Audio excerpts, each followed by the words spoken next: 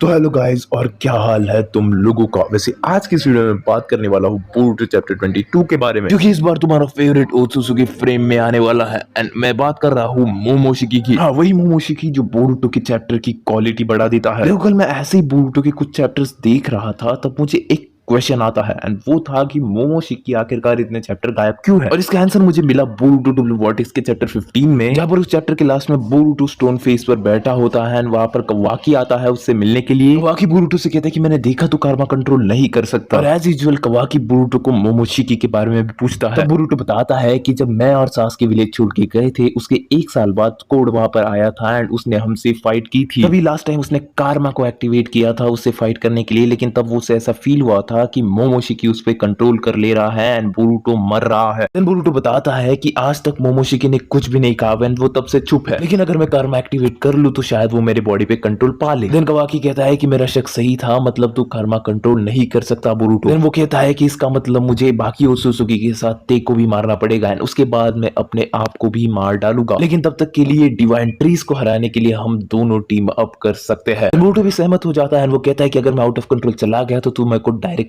मार डालना। चलो अब हम वापस आ जाते हैं बोरुटो चैप्टर 21 पे, जहां पर सारादा ने अपना मांकी शेरिंगन यूज किया था, और उसका मांकी ओहिरो में इतना बढ़िया था कि उसने रयू की वाट लगा दी थी। और लास्ट चैप्टर में बोरुटो की भी कुरुक्षेत्र में एंट्री हो चुकी थी लड़ने के लिए, लेकिन उसकी स्ट्रॉन्गेस्ट अलाय सारादा वहां पर बेहोश पड़ी हुई है, क्योंकि उसके पास सबसे ज्यादा ताकत थी बोरुटो के अलावा, लेकिन मांकी का ओवर यूज करने के कारण वो बेहोश है। बेहोश ना भी होती तो जूरा का क्या कर लेती वो। एंड वहां पर मिस्की भी है, जिसका सेज मोड भी जूरा का बाल भी बाका नहीं कर सकता। लेकिन क्या जूरा को सच में बाल है? लेकिन वैसे जाने दो, ये उसका पर्सनल मैटर है। और वैसे कवाकी और बोरुटो ने टीम अप भी कर लिया हो, लेकिन फिर भी कवाकी नहीं आएगा बोरुटो को बचाने के लिए, क्योंकि जो अमाडो है वो कवाकी को इतना जल्दी अपग्रेड नहीं करेगा। एंड उसे अपग्रेड करने को मान भी जाता है, लेकिन फिर भी उसे बहुत टाइम लगेगा उसे अपग्रेड करने के लिए एंड कवाकी को बैटलफील्ड में आने के लिए। तब तक अगर कोई नहीं आया तो कोनोहामारू तो मर ही जाएगा, लेकिन साथ में साथ उसको बचाने के लिए आया हुआ बोरुटो भी मारा जाएगा, क्योंकि वो अकेला जुरा का तो कुछ नहीं कर सकता। और अगर अपना शिकामारू भी कोनोहाकी शिनोबी को उनकी मदद करने के लिए भेज देता है तो वो कुछ नहीं उखाड़ पाएंगे उजूरा का। और अपनी प्रिसाइंस की एबिलिटी से काशिनकोजी को इन सभी के सभी पॉसिबिलिटीज के बारे में भी पता था, क्योंकि जानता था कि अगर बोरुटो वहां पर गया तो बोरुटो मारा जाएगा, या फिर कोई और रीजन जिसके कारण वो बोरुटो को जाना नहीं देना चाहता। लेकिन केकी के बारे में न सोचते हुए, उसकी बात न सुनते हुए बोरुटो बैटलफील्ड में आ गया है कोनोहामारू को बचाने के लिए। और अब तक हिदारी के साथ बैठकर जो जूरा ये पूरा सीन देख रहा था, वो कुछ भी मूवमेंट नहीं कर रहा था, लेकिन बोरुटो के आने की खबर उसको भी मिल गई है एंड वो प्रोबेबली आएगा। मुझे यकीन है कि वो आएगा, क्योंकि उसका यही तो प्लान था। वो बोरुटो को बुलाना चाहता था एंड उसको वन शॉट कर देना चाहता था। अगर नो लिमिटर्स वाला कवाकी बोरुटो के साथ होता तो उन सब का फेयर मैच होता, लेकिन ऐसा